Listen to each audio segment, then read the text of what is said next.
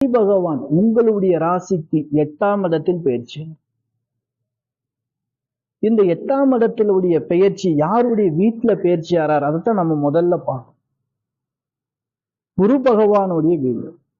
சரி, சிம்ம ராசி. சிம்ம ராசியில எந்த 3 நட்சத்திரத்துல பிறந்தவங்க இருப்பாங்க? மக நட்சத்திரம் 1, 2, 3, 4 பாதத்தில் பிறந்தவர்களும், பூரம் நட்சத்திரம் 1, 2, 3, 4 பாதத்தில் பிறந்தவர்களும், உத்திர நட்சத்திரம் 1ஆம் பாதத்தில் பிறந்தவர்கள், ஆக மொத்தம் ஒரு ராசிக்குள்ள 9 பாதங்கள் தான் வரும்.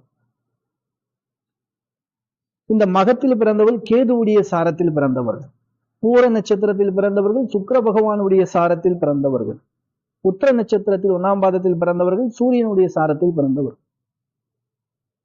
இந்த அன்பர்கள் எதிர்நோக்கி இருக்கக்கூடிய சில நல்ல விஷயத்தை பத்தி நம்ம பேச